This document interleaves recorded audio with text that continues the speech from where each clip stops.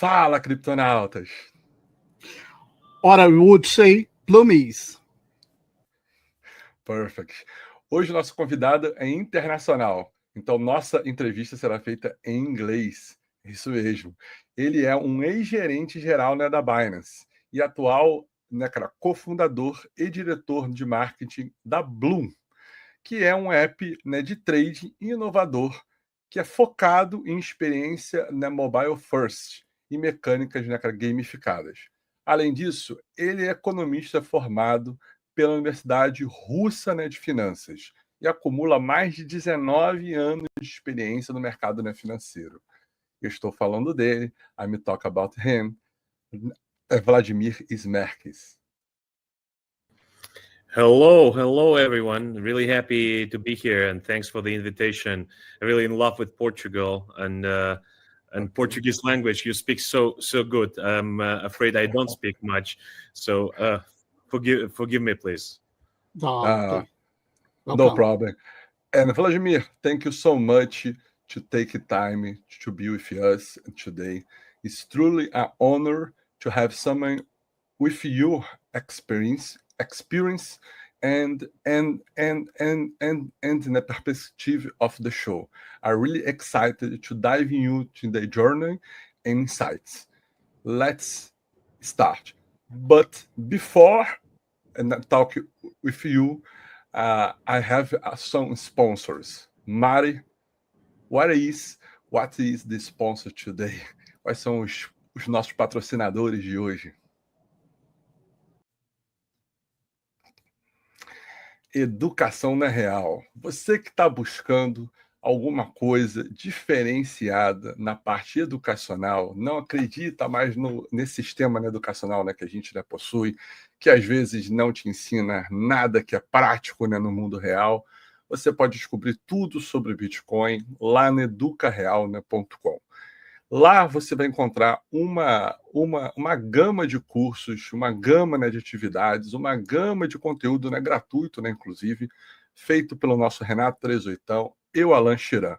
Lá dentro dessa né, plataforma, você inclusive tem acesso a você pagar uma mensalidade e acessar quase todos os conteúdos que ele possui ali dentro. Hoje você paga uma mensalidade lá no Educa Real e aí você tem uma plataforma educacional, né, completa, né, para você.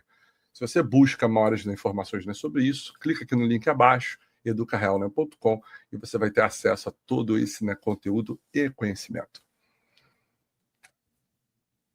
Bom, se você está buscando uma segunda, né, opção, né, de local para você ter uma identidade, para de repente você ter uma outra opção, né, via teoria, né, das bandeiras, você já pensou em ter uma cédula de identidade do Uruguai? Você sabia, né, que o Uruguai tem um programa super, né, prazeroso e benéfico para quem cria uma cédula de identidade lá? Você pode ficar até 10 anos sem pagar impostos de tudo que você recebe que não seja via Uruguai, que seja via outros países. É isso mesmo. E no final de semana você resolve isso. Clica aqui, né, no uruguaihub.com, você vai falar lá com meu amigo, né, Alex Anunciato, e ele vai te mostrar tudo que você pode fazer sobre isso. Boa carne, boa comida, extremamente amigável, o povo, né, do Uruguai, e você pode ter aí um bom insight, né, para o seu negócio e até mesmo evitar impostos, né, desnecessários, e você pode fazer isso via Uruguai. Abraços. Let's start. Well, before you got involved in crypto, and Vladimir, what do you doing professionally? Yeah, actually, I've been always enjoying digital space. So I'm 40 years old now. So I never, I was born when internet, like we know now, did not exist. So there was dial-up. Yeah. This modems do these crazy sounds. So I was really I remember. Yeah. I was in the digital space actually since my first year in university. Actually, I created at that time, and I think now, hip hop and R&B music was very popular. So when I was a student, I had the website dedicated to this kind of music and the parties and events and DJs and all of this, right? And then I went to amazing. Red Bull to work for Red Bull, which is really brand which I truly love. But you should drink all the energetic drinks very responsibly, in case we have someone who drinks it too much. And then I went into the crypto space in 2015, 2016. Wow, early adopter. Yes, Very yes. early. Because I've seen that something was happening. There are some bitcoins. People were talking about this, but not much. So I thought that it was our future actually. So I created the first tokenized fund, which was called the Token Fund. And then after that, I got into Binance, and now here at Bloom. Wow. These are brilliant. Why does someone choose to study about economics? Were you trying to understand everything about money? Well, actually, I've been studying economics in the university, right? And but even before that, I was traveling to school, so I had to take the subway when I was 15, 14 years old, and I was always buying the magazine which was called Money, right? It's called Money. My older brother, used to work at the investment and still works at the investment business kind of a thing, and he was the example for myself. So when I was on the underground, on the subway, I was reading all this. I didn't understand part of it, of course, but there was really great entrepreneurs, really great guys, some deals which were explained how they made some sectors, telecom, digital, something else, and I got really interested in this. And of course, it was all connected with the economics. I think the economics which you study in school or study in university and economics in real life in the companies are two different things, right? So now I think I'm in the real new economy world, which is called crypto, right? So and I just felt in love with this, no matter of ups and downs of cryptosphere. I was, it's almost like 10 years I'm in crypto, and want to go somewhere else. So I think the economy of Bitcoin is the most sophisticated, the most reliable, most democratic, which we ever seen, right? No one pushes it. There's no political or any other pressure in this economy of crypto economy. That's why I really love crypto, and that's why I'm in this sphere for almost 10 years. Okay. I'm a professor in a big university in Brazil, and I ask for everyone, do you feel by the end the economics degree, your economics degree, do you feel you truly understood what money is? Well, I think maybe not in Brazil, maybe not maybe not your students, but sometimes we have a little bit of the old school basics, right? Not really what is happening now in the economy, right? So we now feel that the economy is being pushed by some of the bigger countries with the bigger economies, which affect the whole world, right? Of course, we have all the supply demand theories and the basic stuff which we know about the economy, how it's built, what money is. But again, I think now it's the things are a bit changing, right? For example, we never been talking about the economy of attention, right? Which is really now a big thing, right? And I think it was always been there. But since the older days when we had all this kind of communism and all this kind of different stuff happening around the world, it was very different. So people were more dependent on the governments, and now people they're like huge amount of digital nomads which depend on themselves, which can live in every country of the world. But answering your questions, I don't think 100% got what the money is, because at that time I felt that I knew what it is, but now I think that at that point in time I didn't. Okay. Were you influenced by the economic thinkers like Mises and Hayek early on? Yeah, can you say it again? Sorry.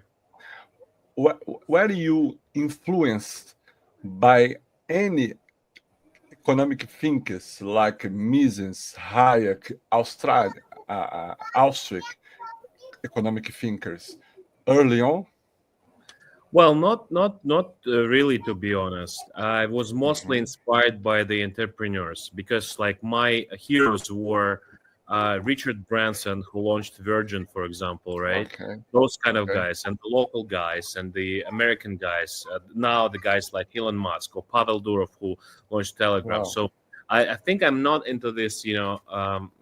I was not inspired by then. Of course, we did read all this, Karl Marx Capital kind of a thing, and it was quite interesting to know about it. But I cannot tell that I was really inspired by this. Okay. Bom, do you you said you heard about Bitcoin in 2015? Do you lack a time for you heard about the Bitcoin and buy your first Bitcoin, your first part of Bitcoin? Do you spend some time between the heard about and invest in Bitcoin? Of course, yeah. I think I heard about it like in 2013, 2014, and I put my first Bitcoin in 2015.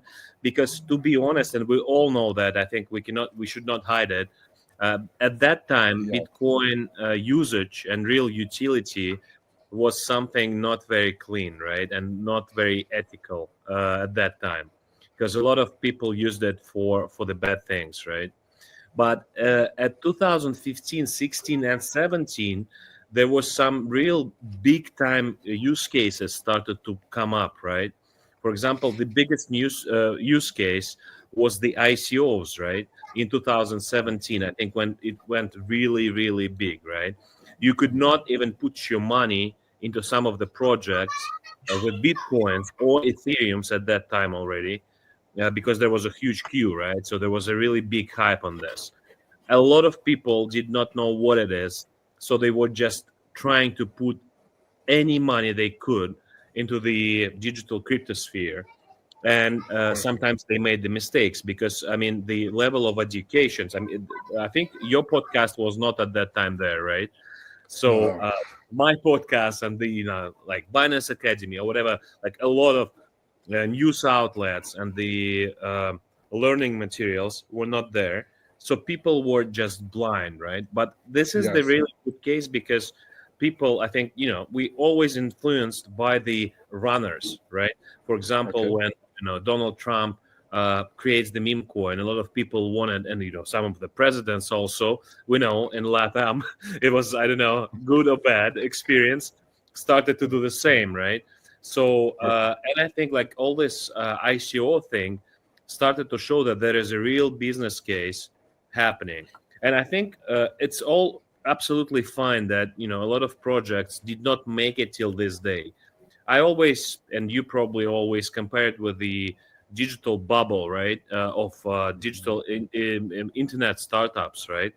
Of course, there is Amazon now, which happened to be very early, but like 99.9% of the projects are gone. They're not here with us anymore. But it's absolutely okay, and the cycle is like this. Is absolutely okay. So I think like the biggest thing happened in between like 2016, 2017. I think Ethereum first ICO also made the traction, right? Which started the thing big time. Okay. How easy was it to buy a Bitcoin in 2015 in Russia? Well, I think... you live in Russia in 2015? Back in 2015, yes. So I finished the high school in USA, and then got back to Russia. And then 2015, I was in Russia. So I felt myself like I was being a crime or some, secret agent or something, because you had to know people. There were a couple of P2P kind of a services. I don't know if you remember local Bitcoins, right? Yes. It just started to appear and started to be big. But I didn't use it because it was, too dangerous and no one knew about it.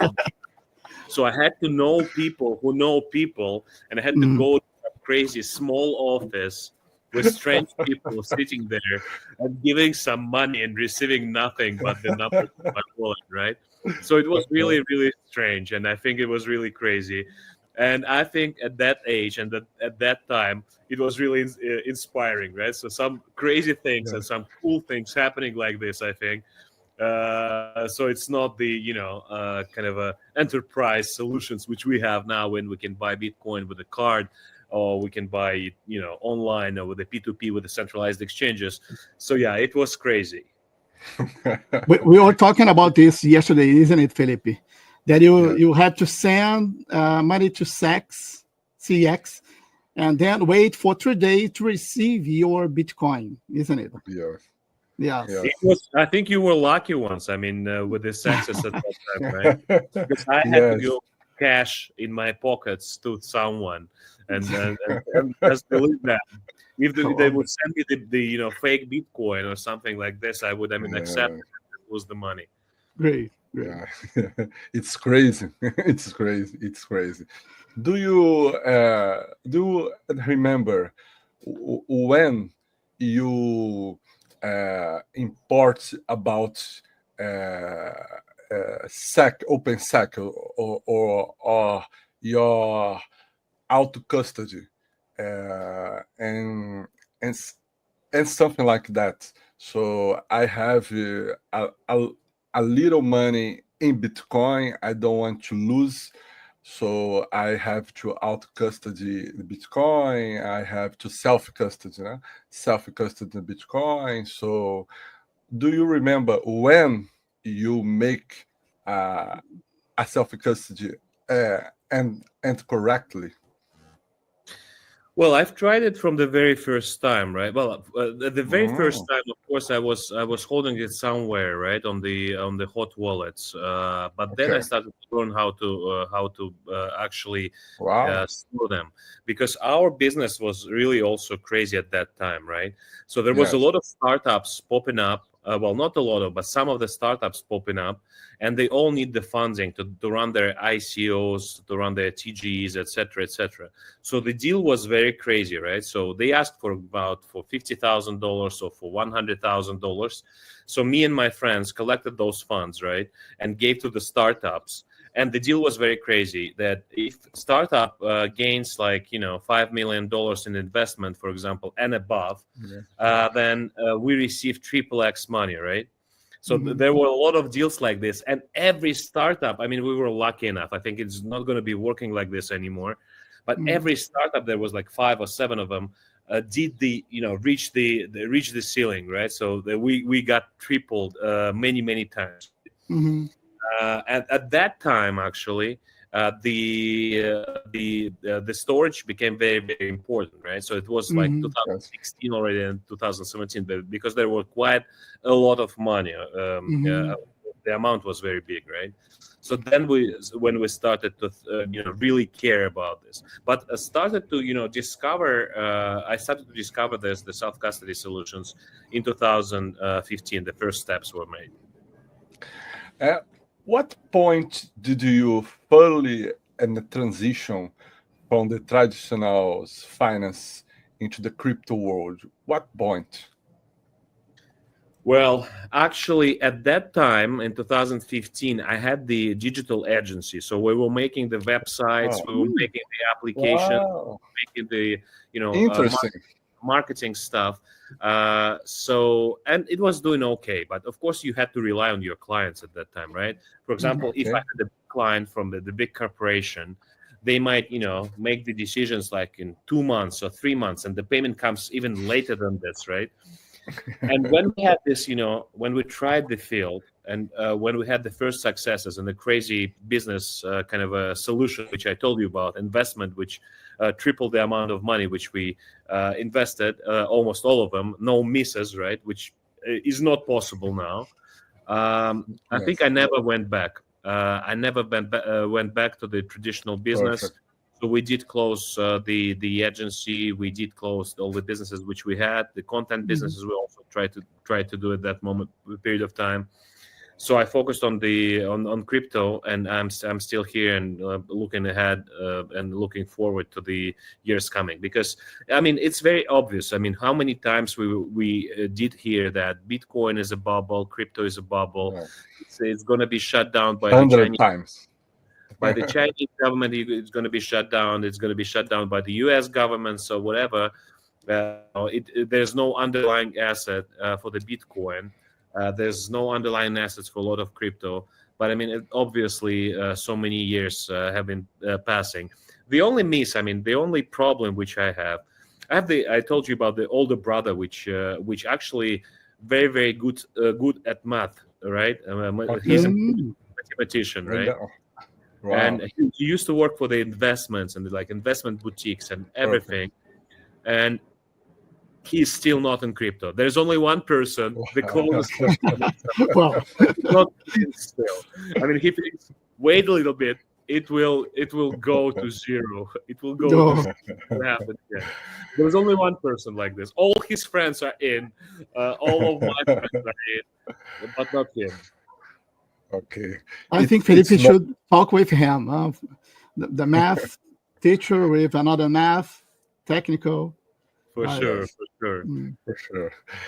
Can you tell us about more about to the founding of a token fund? Yes, the token fund. That's actually was not that's actually was our first business which made some really loud. The coming to the market was really loud, right?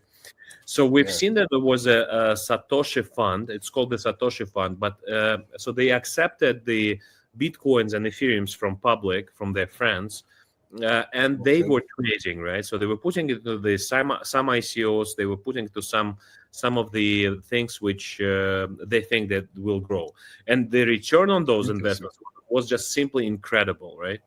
But to get into this, there was no app. There was like Google Sheets or something, or Excel files, which they sent to each other, which were counted, right? So there was no dashboard. There was no, obviously nothing. So that's what I really liked being the second, right? Facebook was not the first social media, right? We remember MySpace and, Classroom. There was a lot of them. So they learned the mistakes. So we did the same thing.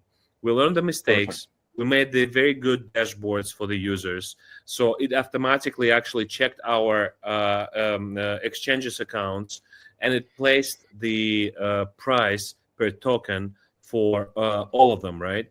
So the business model was very simple. So people could invest Bitcoin or Ethereum.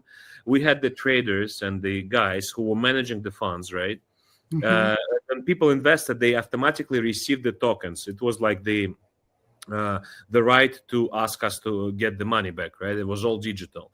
At that period of time, it's like 2016, I think, there was no absolutely legal kind of a base ground for this. So we could not even establish a company at that time, right? It just started to be, kind of institutionalized, right? It just was the very beginning. So we worked like this for some period of time. And I think, of course, we were at the very right timing. And we were starting to talk with the public about this.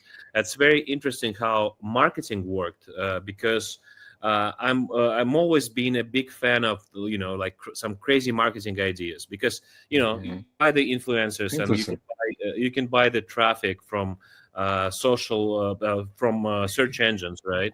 That's obvious, right?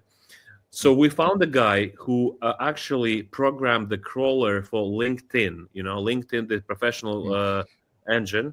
Now it's quite popular, but at that time it was not popular. So the crawler actually was looking for people who actually had the Bitcoin or Ethereum or crypto in their profiles, and on my behalf, from my account, it texted them, "Hey, I launched the token fund.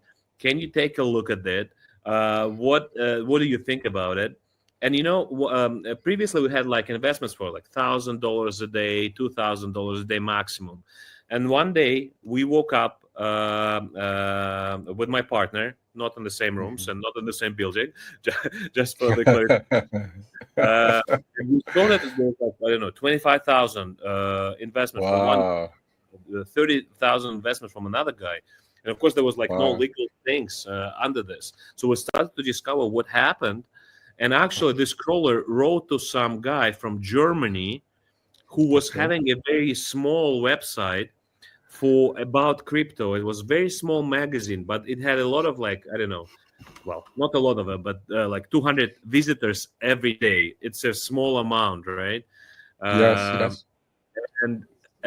But they were all crypto enthusiasts. So he wrote a small article, and that's how it all started in terms of the marketing, right? So it was really, a lesson towards myself that we should always find the not usual, not regular marketing methods to attract the attention of people. And, one small thing worked, right? It sent, I don't know, 5,000 messages maybe, the crawler, but it reached one guy who made the mechanism working. Okay. To give people a better idea of how big the token fund was, can you tell about how many investors do you manage to depict the token fund? Well, in absolute numbers, the number of investors were thousands of them, right? But it was quite good. I think maybe 10,000, something like this. I don't remember now by heart. But the investment itself grew, I think, more than 1,500%, right? So 1,500%. Because we were at a very good period of time. They were very, very happy. There was no referral program or anything. And I think there was there was quite a lot of $1 million under our management at that period of time. And I mean, we were quite greedy because we did take, and I mean, all the investors were happy about it. We took 5% for the money coming in as the commission, and also 5% of money go out. So some of the investors, the actual balancing was once a day, and some of the investors thought that they were very smart, so they were coming in and out a couple times of a day, right? So we did manage to have quite a lot of commissions on this. So that was an interesting thing and an interesting experiment which we had. Yes. Is the token fund still active and today? Because at that period of time, we received a lot of requests from all other guys across the globe, which were asking about having the white label solution of because we had the smart contracts there, right? Smart contracts and the interface and everything, because smart contract, when it received the money in Bitcoin separately, it was like, there's no smart contracts in the Bitcoin, but when it received money for the Ethereum, for example, it automatically issued a token and sent to the address which actually sent the funds, right? And the same happened the other way around. So when people wanted to get their money back, they were sending the tokens which they had, and they were receiving actually the Ethereums or Bitcoins. Bitcoins was semi-automatically. So we had this, spreadsheet was fixing the amounts was sent, and the token was on the Ethereum blockchain. So yeah, that was cool. That's so cool. Were you already working closely with a major exchange before joining Binance? Well, I have not worked with the exchanges, but I've been consulting some of the businesses, and I was doing the tokenomics, the marketing, the business development plans for them, and try to help them hiring the people. And we did create a couple of different really cool things. For example, we did a lot of things in sports. If you remember Chile's, so there was a lot of guys who actually was inspired by Chile. So we got quite a lot of contracts from the European football teams, which actually asked me to consult them how they can how they can create the NFTs plus the tokens, right? There were a lot of protocols which also consulted, because I think my biggest strength is the business development and marketing. I'm not the technician that much, so I did help them out. And then I met what I really love about crypto is the community, right? Yes. Now, by the way, I'm in Dubai, looking forward to the beginning of the Token 2049, which is going to happen in 2 days. And I mean, everyone is so helpful. I mean, you can reach out to any person or any CEO of the world, right? Whenever you're small, big, you can send them the message on Twitter, and there's a big opportunity that they're gonna answer you, right? So for the exchanges, I actually was so unhappy with the exchanges back in 2016, 2017. If you remember, there was Poloniex exchange, right, which was very, very big at that time.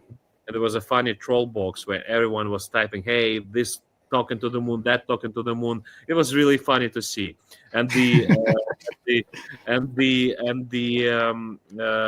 for example, if you have to contact the customer support, they will answer you in 2 weeks or 3 weeks. I mean, it did not happen, right? And then in 2017, Binance popped up. I mean, out of nowhere.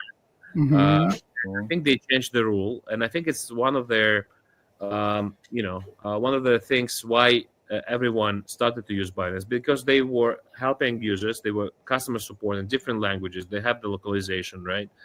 And also, I think because, for example, for the airdrops, you remember when Bitcoin Cash happened, or Bitcoin Cash, or Ethereum Classic happened, right? So there were the forks, right? Yes. And previously, exchanges they had a lot of Ethereum on their balances, a lot of Bitcoins on their balances. So everything which was coming towards themselves, they just kept for themselves. A lot of exchanges did like this. But I think the Binance actually did the other thing around. They did give it out to the users, right? Wow. So I think this is when I actually met Binance as the user. And then in 2021, and why I was talking about the community was very small. So I knew some people who worked for different projects, right? And one of my actually good friends at that time, I've seen that he's putting the message on the Facebook that he's looking for someone who will take care of the CIS market at Binance. At that time, I was quite okay financially. I mean, I was good. But I think, if you produce, some sugar drinks, and there's a vacancy in Coca-Cola, which is the C-level, you would want to go there just for the experience, right? So I thought that I should immediately contact him and tell him that I wanted to get the. So that's how I got into Binance. So I wrote to him, and it was I think 2 or 3 months of interviews before I actually Binance. Because now being there and being the entrepreneur and working for Binance previously, I know that they're all busy persons, right? Here and there, everything happens. Some things break. Something breaks, for example, or there's a PR article, media article, which actually might, you need to deal with this. So now I understand why it took so much time. But I was really happy to join it in the December of 2021, and then worked there till almost the end of 2023. I think it was tremendous experience, really cool. Well, there was some, I was afraid that it's going to be, some people are saying about I thought it might be the Chinese kind of a company, right? Because of CZ, even though that he was living in Canada for a long period of time. But I was so inspired by him, And I mean, the whole like founding team and people inside, they were working like, I don't know, don't want to say hamsters, but I mean like someone who never stopped, like ants, right? Who never stopped, and everyone was so inspired by this. No one said that, hey, it's 6 o'clock, I have to go to I will switch off my mobile and everything. Everyone was really, really inspired. It reminded me, I mean, like the greatest companies which I worked for was Binance, Red Bull, because Red Bull was the same kind of a brand, and I mean, everyone was so inspired to work for Red Bull because Red Bull has such a significant, brand value, other than just the producer of the energy drink, right? There's a whole culture in there. And I think it was similar with Binance. I think it's like a lot of ownership the leaders should take and understand how they drive this culture, because the culture is very, very important. I mean, economically wise and business wise, everything. I mean, you can get people which are just standing outside of your office who want to work for you, right? They don't need money. They just to be close to you because you're the leader of the industry. And really, I mean, really, really happy when now we have a very young company, right? But when people on the conferences or in the direct messages saying not the same, I'm not comparing ourselves with Binance, but saying, hey, what to do, what to work with you. I want to be the intern. I want to do this and that. I can create videos, or I can, be working on the trading platform or whatever. So it's it really inspired me since then, and now, I mean, that's what I like about the crypto companies, the right crypto companies, of course, who is not wanting to scam people or who want to do some kind of bad things to the industry, but that's really cool.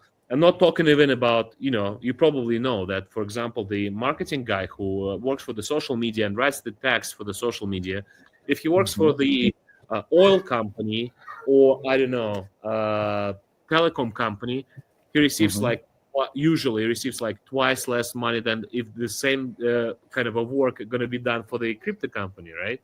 So even in the like bear market, good people are always wanted and always welcomed into the companies.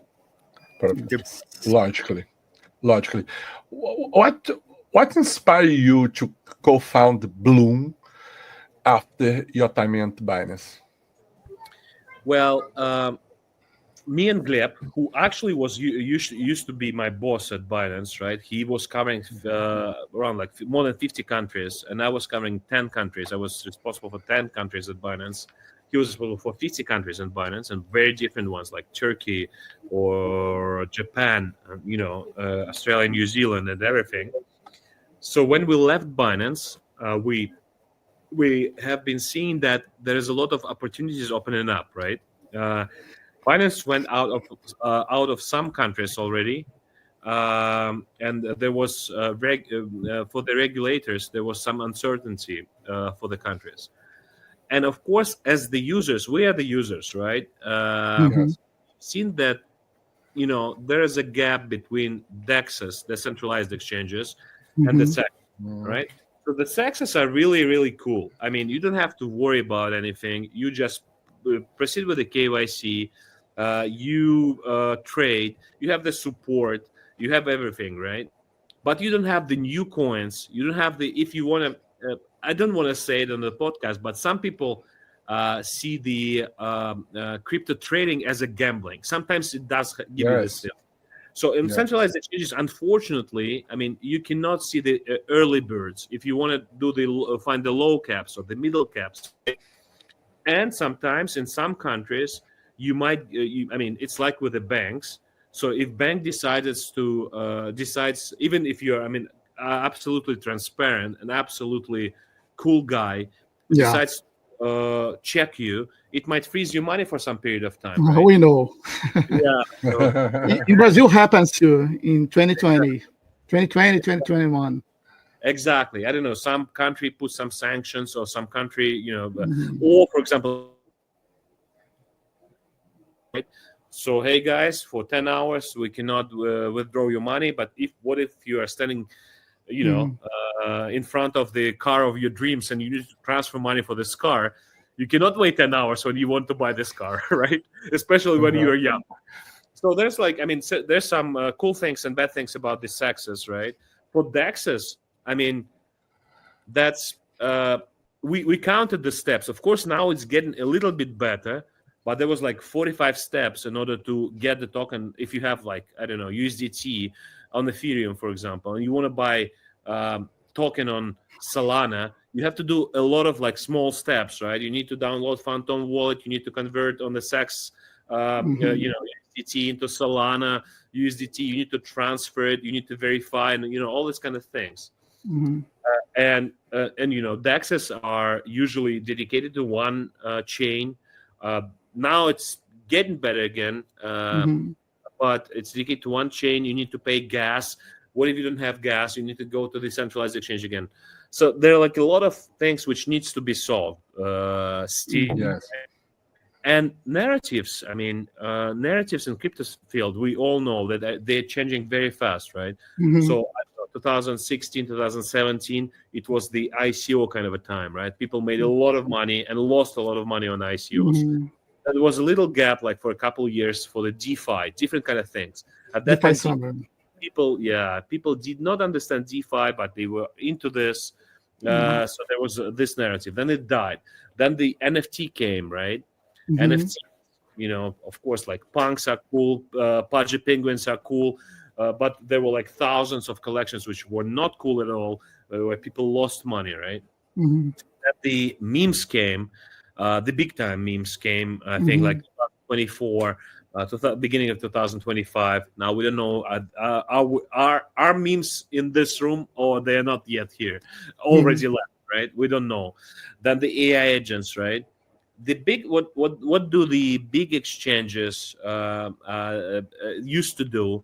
They were following the leads, right? But of course, if you have the organization with 1,000 people or 5,000 people, I think when I worked at Binance, there was 7,000 people working with me, and it will take some time.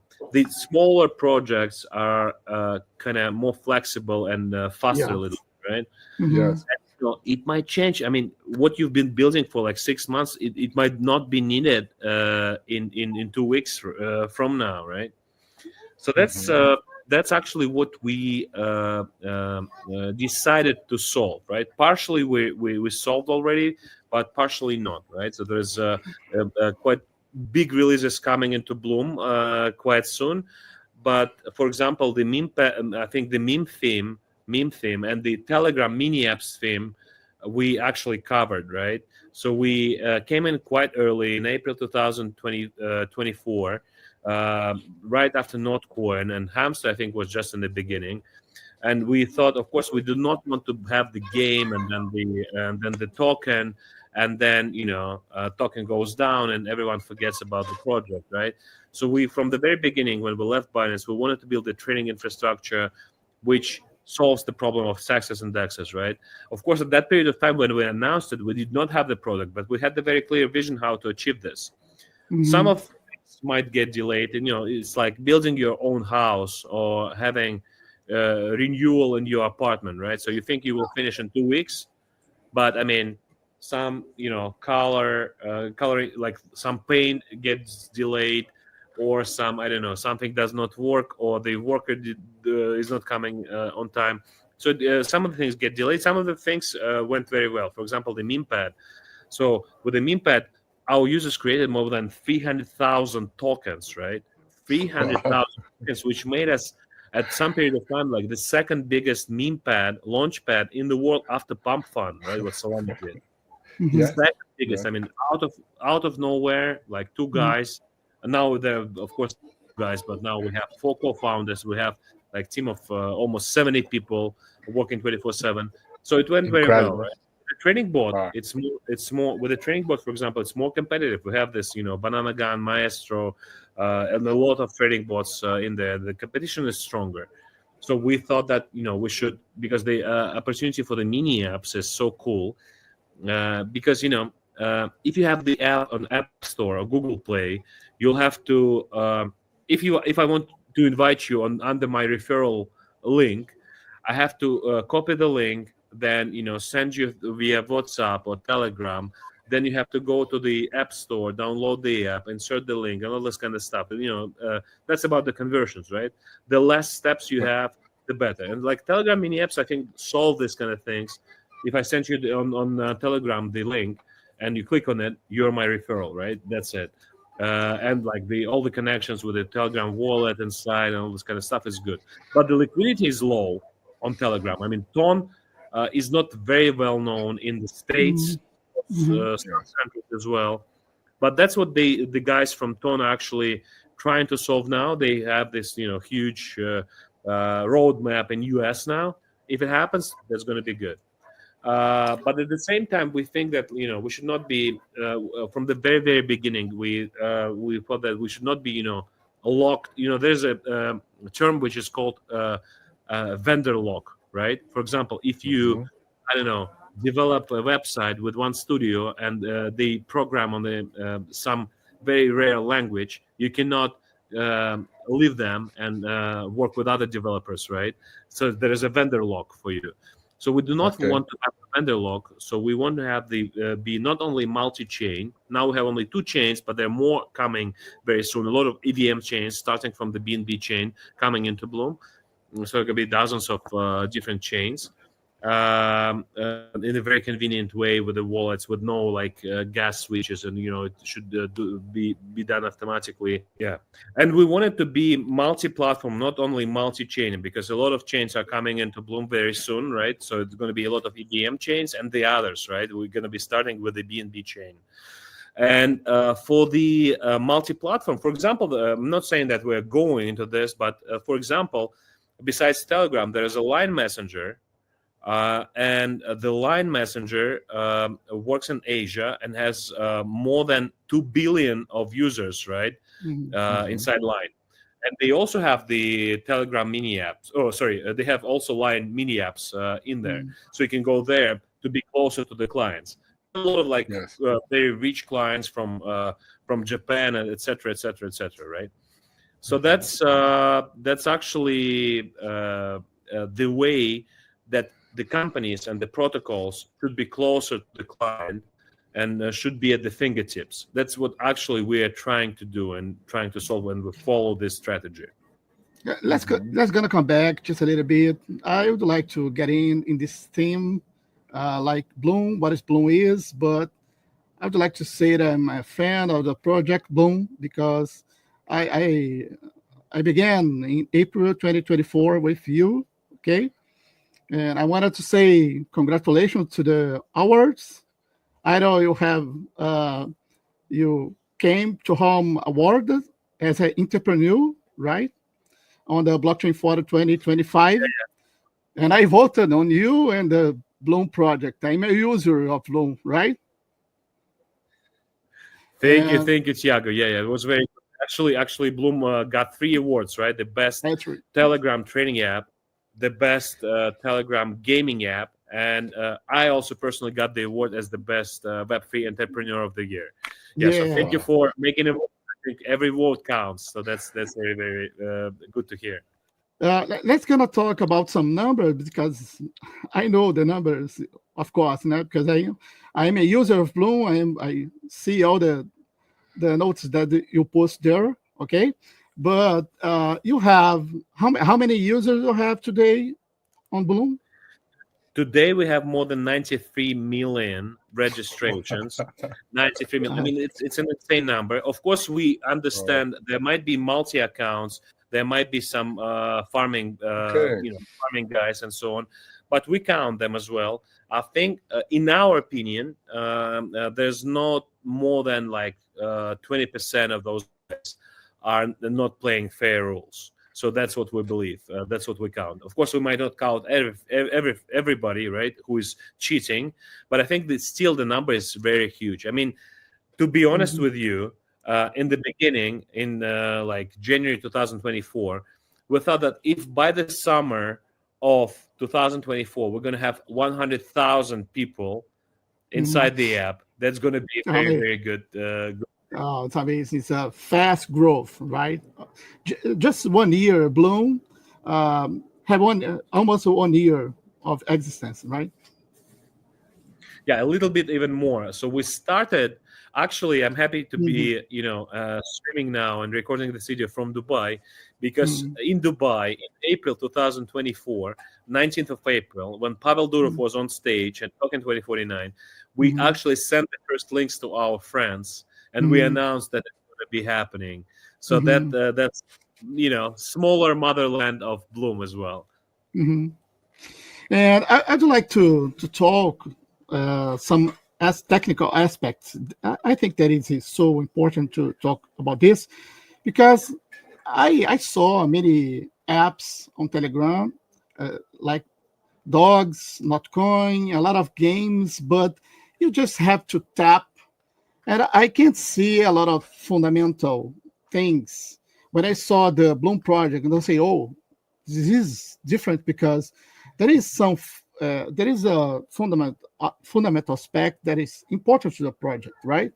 And I am a analyst in crypto, and we have to say, oh, who are these guys, what they are doing, and what the value they want to bring to the community, right? So I could see different aspects in Bloom, and I could say, oh, I'm gonna forward this project, because I think it's gonna be huge. Telegram is a huge net, right?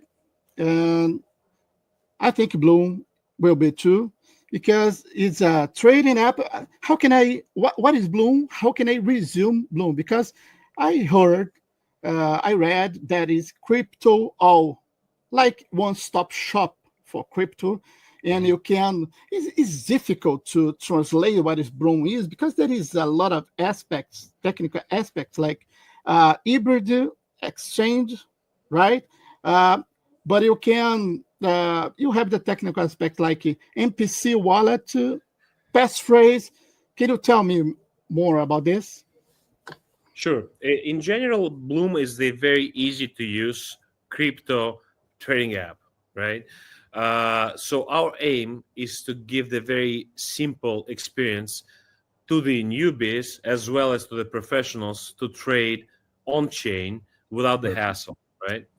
So currently we have two products live, right? First one is the meme pad, where it's actually the launch pad for the token, so anyone can launch the token. Either it's going to be the meme token or the football or sports token or the community token, whatever, right? There can be different aspects of launching the tokens. Everyone can launch the token in very easy steps, and the people can buy, sell, and trade tokens, right? This is the meme pad. The second product, which is live now, is the trading bot. The trading bot allows you to trade any token now on two chains, which is Solana and Torna, and there are going to be more chains. Same for the meme pad. Now you can launch token only on Torna, but you will be soon able to launch token on Solana and different chains, right? So you choose the chain to launch the token, and the other users can actually trade it, right? And see it, because the user base is huge. I'm not going to deep dive into the special functions. For example, on the meme pad, you can launch your own video stream, so you can show something. I don't know. I'm going to cut my hair if it reaches $10 million capitalization. This kind of funny stuff or non-funny stuff. And of course, to motivate the users who had this point system, which there are 2 points. One is the Bloom points, which were at the very beginning and still there. There are the social tokens where you don't need to do any trades. And there's a meme points, which are given you for the trades, either in trading bot or on the meme pad. For launching your own tokens, you get the points, etc., right? So, and sooner or later, hopefully sooner, there's going to be the airdrop and the token generation event, which is going to happen, right? And the early adopters, like yourself, will be eligible for the drop, right? What's going to be the size of the drop decides the market, right? And the exchanges where we list and the product where it's going to be delivered and so on. The next steps, which we're going to have inside the Bloom app, we, of course, going to have the perpetual futures where you have the leverage to trade on, right? So if you have $1, do the 10x leverage, you can trade with $10. So you're actually like borrowing the funds from the exchange, and then you can have the leverage for the trading, right? We are experimenting with the AI. I think AI, what we currently seen on the market as just the sheet posters mainly, which allows you to do the automatic posting to your Telegram or Twitter or whatever. We want to experiment with the AI as the function for trading, actually. I know that a lot of people do not believe in it now, but the AI is developing so fast. It actually allows you to self-learn and self-become better after it makes some trades, right? So we did launch dozens of agents for testing.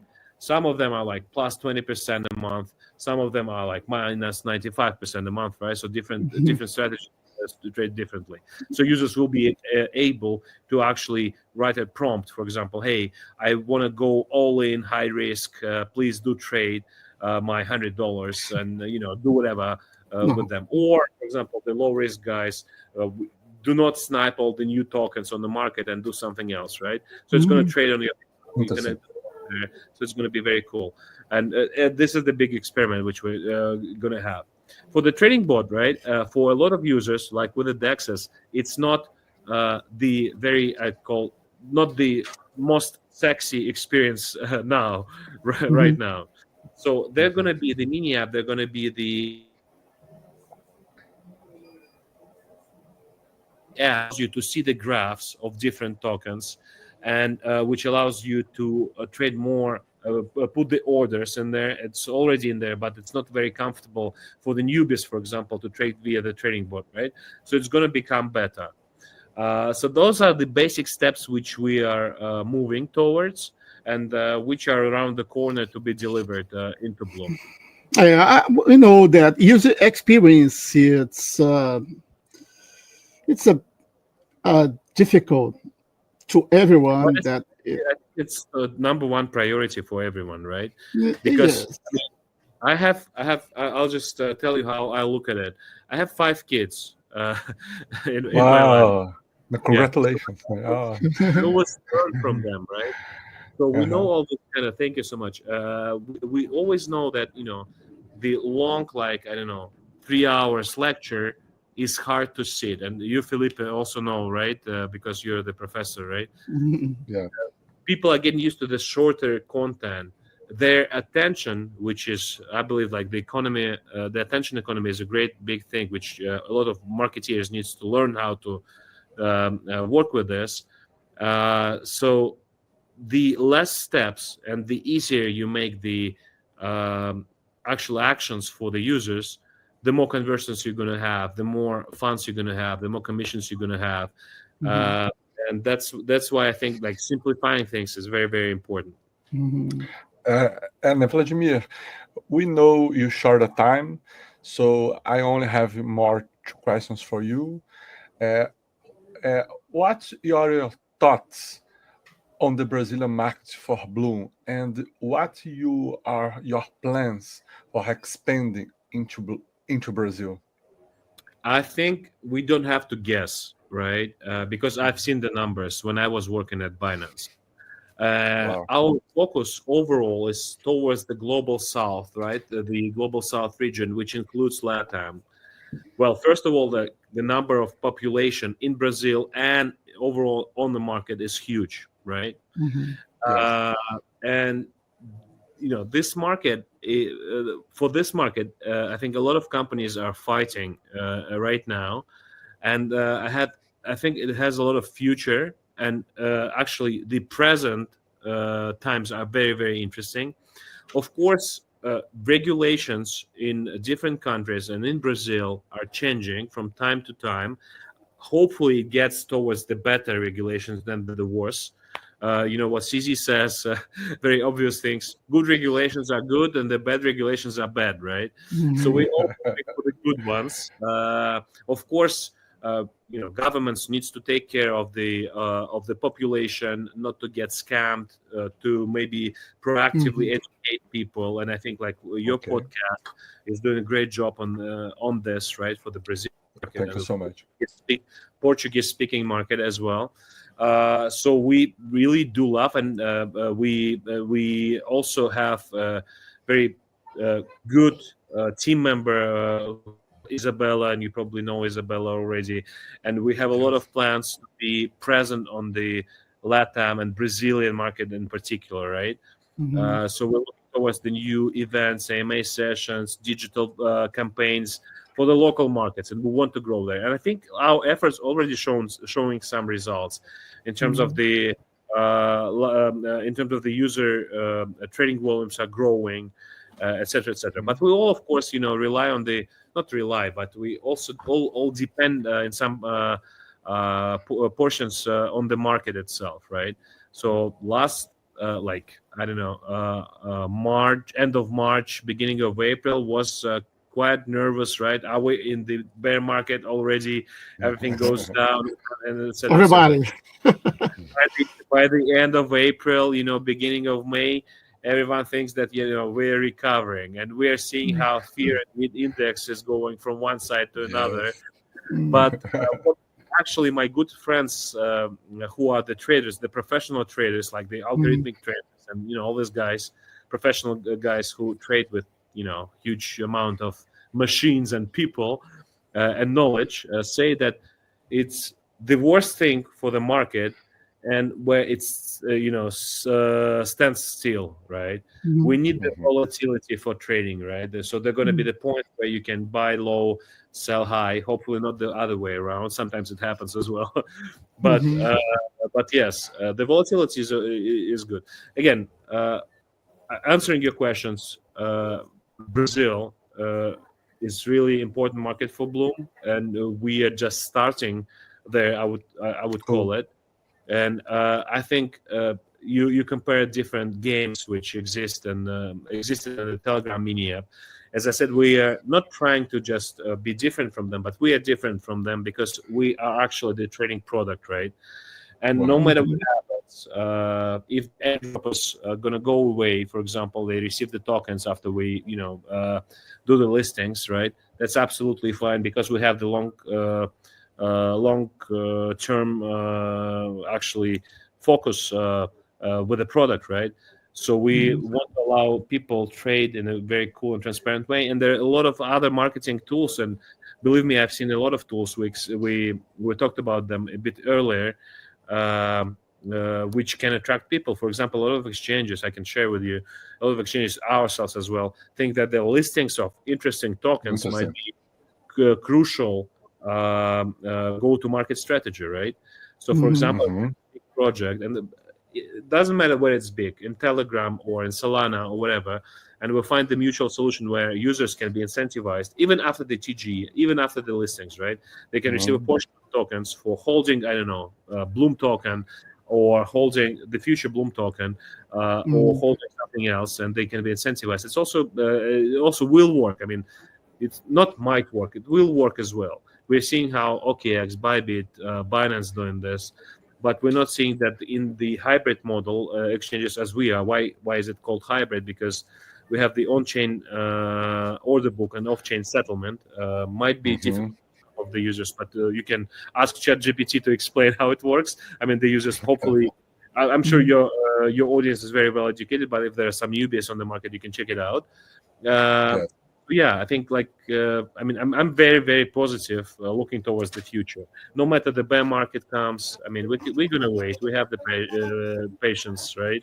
We know how to wait, and we know how to become even stronger after the bear markets. And in some cases, I think, guys, if the bear market comes, it's going to be good for Bloom because we're going to have more resources. There's going to be less noise around this. All the weather conditions are cool, right? No matter the rain or snow or the sun. Great. And the last question, at the end of every episode, I'll always ask this question. If there were an apocryphal book of Satoshi, a kind of gospel of Satoshi, filled with important and powerful quotes, what is the one phrase you would want to be written in that book? it would be a phrase created by you, Vladmir, but signed with your name inside this book we're going to publish called The Gospel of Satoshi. I think all I want to say, Satoshi, and remember by Satoshi, just I want to say big thank you. That's the main thing, right? Which I want to be remembered, because I think it changed not the game, not the tournament, not the championship, because it changed everything in my life, in millions of people's life. This podcast would not be possible if Satoshi, whoever would it be, group of people, American, Brazilian, Russian, wherever, it would not exist. So I'm super mega thankful that Satoshi existed, and this name helped millions of people and opened the new gates for a lot of newcomers into crypto field. Yes. Wow. Thank you. And Vladmir, thank you so much for sharing your story, your lessons, and your visions by us. How much passion you are about this space. Thank you so much for that. Definitely be watching Blum's journey closely. Me and Thiago. I wish you, your team, all the success in the world. Thank you for joining us here at o nosso podcast, né, Criptoverso. Thank you so much. Thiago, suas considerações finais. Your final considerations.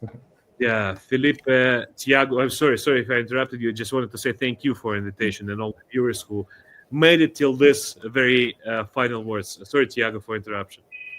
No, it's your time, right? You can say everything you want. So for the final things, I wanted to say to the users who maybe joined recently, because I think it's very important. If you get burned by something, you will not try it again, right? So if you get burned by crypto, or for example, in my experience, I've been, eating fish in my childhood, and there were a couple of bones got into my, throat, and I don't like fish anymore that much. So don't get burned by this. Please learn and study what crypto is all about. Watch cool and good podcasts with good guests, which might make your vision transparent. That's very, very, very important, because this field is technology first, and this field actually brings a lot of opportunities for different type of people, not only traders, not only marketeers, not only podcasters or professors or simple guys or the artists, right? There's a place for everyone. There are new rails of economy, art, finance, creations, and everything. So crypto is cool. Be very careful and learn.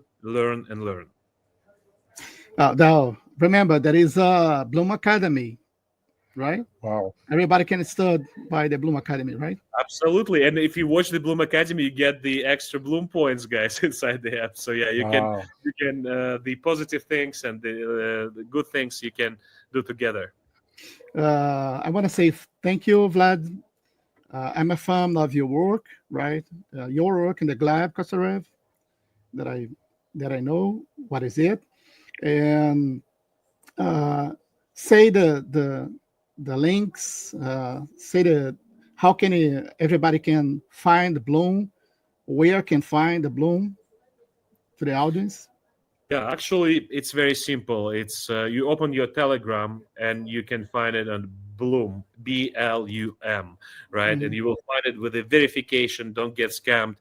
And you will find the bot. It's very simple, very user-friendly.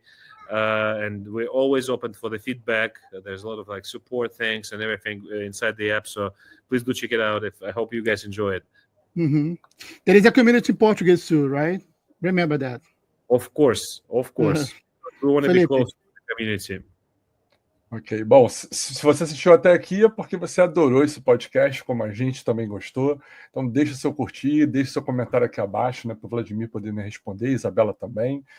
E é isso. né, compartilha esse vídeo, né, com seus amigos, entra na Blum para você entender. Como a gente sempre fala aqui, é estudar primeiro e usar depois, mas sempre use com a sua, né, segurança e a sua né, tranquilidade. E espero você aqui nos próximos vídeos. Ativa, né, o sininho para receber todas a página de notificações. Os links vão estar aqui abaixo na descrição desse episódio. And Vladmir, thank you so much. Bye all. Thank you. It was my pleasure. Bye-bye. Bye-bye.